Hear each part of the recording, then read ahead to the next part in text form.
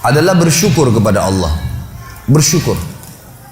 Para ulama salaf kita dari sahabat dan tabi'in, tabi'in, orang-orang saleh yang sudah faham wahyu Al-Quran dan Sunnah, maka mereka selalu lisannya kalau lagi tidak ngomong sama orang dua hal, alhamdulillah atau astagfirullah, terus begitu. Sampai mereka itu kalau lagi jalan dari rumahnya ke tokonya di Baghdad dulu, di Irak, di Madinah, di Mekah, di tempat-tempat mereka mau buka usaha, atau mereka dari rumahnya menuju ke masjid mau mengajar, maka selalu lisannya alhamdulillah, alhamdulillah, alhamdulillah, alhamdulillah, alhamdulillah, non-stop. Atau mereka mengatakan astagfirullah wa atubu ilaih, astagfirullah wa atubu ilaih, astagfirullah, terus nggak pernah berhenti, gitu kan. Maka mereka terus bersyukur. Makanya dengan syukur ini kita sudah sentil sedikit gambarannya kemarin. Saya sudah berikan gambaran kalau dengan kalimat alhamdulillah ini sebenarnya password untuk menambah rezeki. Ucapkan itu selalu. Bangun tidur suruh baca alhamdulillah, habis makan alhamdulillah, habis minum alhamdulillah, selalu ditekankan untuk ucapin itu. Maka mestinya kita ucapkan. Sayangnya kita sangat jarang sekali untuk mengucapkan kalimat ini. Bahkan teman-teman sekalian, habis sholat wajib saja, yang ada hadis Nabi SAW, siapa yang membaca subhanallah 33, alhamdulillah 33, Allahu Akbar 33, lalu dia genapkan 100-nya membaca la ilaha illallah wahdahu la syarika lah, lahul mulku wal hamdu wa huwa ala kulli syai'in qadir, maka akan diampuni dosanya walaupun sebanyak buih di lautan. Tapi pertanyaannya, siapa yang dapat nih? Padahal kalau untuk baca ini saya pernah pakai durasi menit, teman-teman sekalian. Baca dengan sangat tenang pun itu 7 menit sudah selesai sebenarnya. Baca ayat kursinya, baca al-ikhlas, al-falaq, an-nasnya, dengan baca subhanallah, alhamdulillah, Allah akbar masing-masing 33 kali, maksimal 7 menit. Tapi pertanyaan, siapa yang dapat nih? Karena banyak orang tidak menganggap penting untuk mengucapkan zikir kepada Allah, terutama masalah alhamdulillah. Maka mereka buru-buru sekali, subhanallah, subhanallah, alhamdulillah, alhamdulillah, alhamdulillah, Allah akbar, Allah akbar, Allah akbar, Allah akbar. Apa ini? Bagaimana bisa dapat gitu kan? Bagaimana kalau seandainya Anda sedang kerja di perusahaan ingin minta dinaikkan gajinya? Bagaimana tulisannya itu, permohonannya? Kepada yang terhormat pimpinan perusahaan, dirut ya, di tempat saya telah mengabdi selama 10 tahun, disebutkanlah kebaikan-kebaikannya, perusahaan ini juga baik, saya berharap bisa dinaikin 1 tingkat jabatan saja, atau dinaikin gaji saya sekian persen. Atas kerjanya kami ucapkan terima kasih, taruh di ruangan dirutnya. Kira-kira berani nggak pegawai ini ketuk-ketuk, mana tadi kemarin tuh yang saya sudah ajukan, gitu kan? Nggak bisa nunggu sebulan belum datang, sabar. Kenapa? Kalau doa rewel gitu. Mestinya sabar kepada Allah Subhanahu Wa Taala. Allah tahu kebutuhan kita kok. Allah tahu kebutuhan hamba-hambanya. Bahkan kita tidak minta pun Allah tahu kebutuhan hambanya, gitu kan? Allah tahu kebutuhan hambanya. Jadi harusnya bersyukur teman-teman sekalian. Kita biasakan bersyukur kepada Allah Subhanahu Wa Taala. Masih ingat tadi pagi saya bilang banyak hal-hal yang bahkan dianggap buruk oleh manusia, ternyata sebuah rezeki. Seperti tadi lapar, haus, capek. Mulai sekarang jangan kalau lapar bilang aduh lapar, nggak boleh. Karena kalau tidak lapar nggak enak kita makan. Mestinya alhamdulillah saya lapar. Itu aja mestinya kita syukurin. Hal-hal yang kita anggap buruk juga sebuah nikmat sebenarnya. Karena tanpa lapar tidak enak orang makan. Kalau haus, alhamdulillah saya haus. Karena memang kalau tidak haus nggak enak kita minum.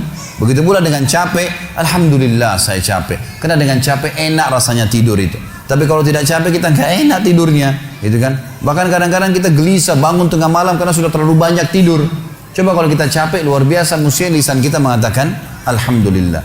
Allah menyebutkan dalil tentang pentingnya bersyukur ini di dalam surah Al-Ankabut, surah nomor 29 ayat 17. A'udzu billahi minasyaitonir rajim. Innama ta'buduna min dunillahi awthanan wa takhluquna ifka. Sesungguhnya kata Allah, semua yang kalian sembah selain Allah adalah berhala-berhala. Patunglah, pohonlah, apalah, semuanya itu berhala kata Allah. Dan kalian membuatnya dengan ifka, kedustaan. Orang yang berhala, dia sendiri yang pahat matanya, dia sendiri yang buat hidungnya, dia sendiri yang buat kepalanya, topinya, apalah. Kemudian dia anggap, oh ini Tuhan. Gimana cara? Kata Allah ini ifka, ini kedustaan. Kalian dustain diri kalian sendiri kata Allah. Semua yang kalian sembah selain Allah itu berhala-berhala yang kalian karang-karang, kalian dustain diri kalian sendiri. Dan subhanallah kebanyakan orang ujung-ujungnya ini karena masalah duit saja. Banyak kita ambil ruang lingkup orang Islam saja misalnya. Ada seorang dikenal namanya Badawi di Mesir. Nanti kita tarik ke Indonesia ini contohnya. Badawi ini di Mesir sebenarnya dulunya bukan seorang alim ulama, orang biasa, tapi dikenal di masyarakat. Waktu dia meninggal, karena dia sering baik sama masyarakat, ada satu masyarakat wakafin tanah di kebunnya, ini buat kuburannya si Badawi. Berjalan waktu, ahli waris pemilik kebun menjual tanah-tanah mereka, akhirnya sampai membuat kuburan tersebut berada di pinggir jalan. Lewatlah dua orang yang fasik. Fasik ini muslim tapi banyak dosanya, nggak memikirkan masalah, nggak takut dengan akhirat, nggak takut dengan dosa-dosanya, nggak pernah berpikir masalah neraka. Maka lewat, ban mobilnya pecah pas dekat di seberang kuburan itu, seberang jalan. Yang satu lagi perbaikin ban, yang satu ini melihat ke arah kuburan itu. Ternyata dalam hitungan 5 menit saja, itu ada 10 orang lewat. Dari 10 orang ini, 8 orang memberikan salam ke kuburan itu. Salam, seorang muslim berikan salam kuburan sunnah Nabi. Gitu. Orang fasik ini mengambil sebuah kaleng tua di dekat mobilnya, kemudian dia menyeberang, ditaruh di dekat kuburan itu, lalu dia pindah ke sebelah. Dilihat sama dia, 5 menit ke depan lagi seperti apa. Ternyata dari 10 orang yang lewat, selain memberikan salam, ada 2 orang nitipin duit. Masukin ke kaleng bekas itu. Dia bilang sama temannya, sebentar ada proyek nih. Dia pergi ke toko bangunan, beli semen, beli keramik, beli pagar, dirombak tuh kuburan hari itu. Pasang celengan yang lebih bagus lagi. Dia sama temannya besok duduk di seberang jalan, lihat perkembangan. Ternyata dari pagi sampai sore, di antara orang yang lewat karena kuburannya sudah bagus, ada yang berikan salam, ada yang titipin fulus, duit lagi. Kalengnya penuh, gitu kan? Wah, ini proyek nih. Beli tanah di sekitarnya, bebasin tanah itu, bangunin masjid. Dan sekarang teman-teman sekalian, masjid itu bisa menampung sekitar 1000 orang, dan di dalamnya ada kuburan si Badawi tadi. Setiap hari orang berbuat kemusyrikan, minta-minta sama kuburan tersebut, berharap bisa diberikan keselamatan lah, kalau menikah bisa berkah lah, minta sama kuburannya si syekh ini, dan diistilahkan dengan Syekh Badawi. Ini bukan syekh, bukan seorang alim dulu.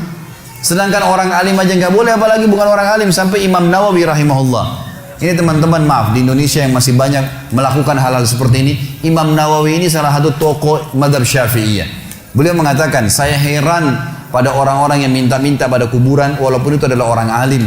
Sementara di dalam kuburan adalah manusia seperti dia, sama, yang sudah jadi tulang belulang.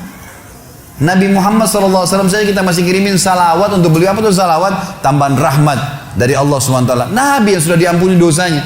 Para sahabat orang soleh kita masih mengatakan radhiyallahu anhum, kita doain. Bagaimana kita tidak mendoakan orang-orang lain? Sesoleh apapun mereka kita harus doain. Itu sunnah Nabi SAW gitu kan. Subhanallah, saya pernah mendatangi sebuah kota di Indonesia ini. Ada satu masjid tua sekali. Saya sholat di situ dan ini bekas peninggalan kerajaan. Begitu saya keluar dari masjid itu, ada satu ruangan rupanya di sebelah kiri masjid, kecil sekali, mungkin cuma bisa nampung 5-6 orang di dalam, dan ada orang duduk di atas tembok dekat pintunya. Lalu kemudian ditutup pintu tersebut, dia sambil nunggu. Saya lewat terus saya tanya teman saya, ini tempat apa ini? Dia bilang ini dalamnya kuburan. Terus untuk apa orang itu duduk di atas pintu? Dia bilang itu penjaga pintunya. Terus apa yang dilakukan? Dibukain pintu sama dia, sebentar, nanti antum lihat ada 5 orang yang keluar, di dalam sudah minta-minta kepada kuburan tersebut, nanti gantian lagi 5 orang lagi masuk antri. Begitu terus, gitu kan. Dan akhirnya penjaga kuburan diberikan duit oleh dia. Subhanallah, saya bilang subhanallah, maha suci Allah. Di mana mereka dari sabda Nabi SAW kepada Abdullah bin Abbas, wahai anak kecil, kalau kau minta tolong hanya minta tolong kepada Allah. Di mana mereka dari perkataan Imam Nawawi tadi, kalau mestinya mereka mengirimkan doa untuk orang mati, bukan malah mereka minta-minta kepada mereka. Ada ajaran agama kita jelas, tapi seperti itulah. Subhanallah. Dan ujung-ujungnya di belakangnya ternyata pengumpulan dana lagi, gitu kan. Ini banyak orang yang tidak sadar dan membiarkan manusia terjerumus hanya karena ingin mendapatkan rezeki yang dasarnya sebenarnya sudah ada sumbernya, tadi sudah saya jelaskan. Kata Allah Subhanahu wa taala, teman-teman sekalian, innama ta'buduna min dunillahi awthanan wa takhluquna ifka. Semua yang kalian seru selain Allah, maka itu authan, berhala-berhala, dan kalian membuatnya itu ifka dengan kedustaan. Innal ladzina ta'buduna min dunillah, semua yang kalian sembah selain Allah, kalian seru minta tolong apapun sama mereka, la yamlikuna lakum rizqa, mereka tidak memiliki rezeki untuk kalian. Fabtagu indallahi rizq, hanya mintalah kepada Allah, satu-satunya rezeki itu, wa'buduhu, dan patulah padanya. Yang dia perintahkan kerjakan, yang dia larang tinggalkan, yang halal nikmatin, yang haram tinggalkan. Washkuru lahu, ini saksi bahasan kita, dan syukuri. Alhamdulillah, alhamdulillah. Ilaihi turja'un, kalian akan dikembalikan kepadanya nanti. Dalil yang kedua masalah syukur. Ini pilar pertama untuk menambah rezeki itu teman-teman sekalian, bersyukur. Surah Saba, surah nomor 34 ayat 15. Allah Subhanahu wa taala berfirman, A'udzubillahi minasyaitonirrajim, laqad kana li sab'in fi maskanihim ayah. Saba ini teman-teman sekalian, surah Saba surah nomor 34, nama lainnya negeri Yaman. Zaman dulu di zaman Ibrahim alaihissalam, Saba itu namanya negeri Yaman, gitu kan. Dulu subur sekali negeri Yaman itu. Dan Allah Subhanahu wa taala menceritakan tentang keadaan mereka dalam surah Saba ayat 15 ini. Sesungguhnya di negeri Saba di zaman dulu itu di kehidupan mereka ada tanda-tanda kebesaran Allah. Jannatani ayyamini wa shimal. Di sisi timur dan baratnya itu ada kebun-kebun yang lebat. Dijelaskan dalam sebuah riwayat Nabi SAW bahwasanya dulu di negeri Saba ini ada Saddul Ma'rib namanya. Ada bendungan Ma'rib. Bendungan Ma'rib ini teman-teman sekalian dibuat dengan ilmu yang Allah berikan kepada mereka dan mereka beriman kepada Allah. Maka membuat akhirnya di musim panas pun mereka tetap punya sayur-sayuran. Semua di barat negeri Sabah sayur-sayuran, di bagian timurnya adalah buah-buahan, dan sampai mereka menjadi pemasok terbesar di dunia pada saat itu. Maka Allah mengatakan, kulu min rizki rabbikum washkurulah. Kata kuncinya, makanlah, nikmatilah itu semua, tapi syukuri, bersyukur kepada Allah. Kata Allah, kalau kalian bersyukur, baldatun tayyibah, negeri kalian pasti